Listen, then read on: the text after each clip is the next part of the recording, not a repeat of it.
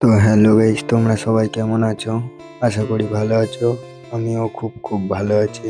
তো বাড়িতে কিছু জিনিস ছিল না, তাই কেনাকাটা করতে বার হয়েছিলাম। কেনাকাটা করতে যাচ্ছি। একটা বন্ধু আসার কথা, বন্ধু আসবে এই জন্য অপেক্ষা করছি কিছুক্ষণ।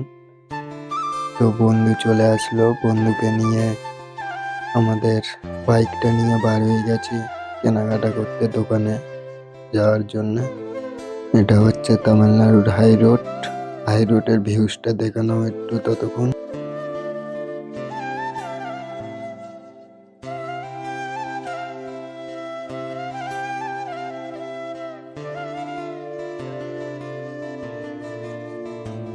তো আমি বাইক চালাচ্ছি, বন্ধু বসে আছে।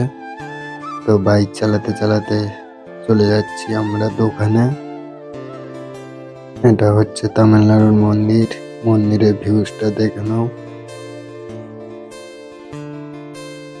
তো আমরা দোকানে চলে এসেছি, বাইকটাকে স্ট্যান্ড করে দিলাম, দিয়ে দোকানে ঢুকছি জিনিসপত্র কেনার জন্য।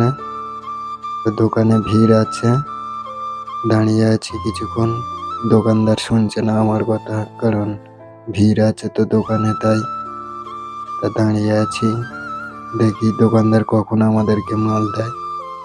তো দোকানে ভিড় ছিল বলে বন্ধু ওই সুযোগে একটা সিগারেট খেয়ে নিচ্ছিল। তো বাড়িতে যেসব জিনিস ছিল না সেগুলো দোকানদারকে বলছিলাম এক এক করে।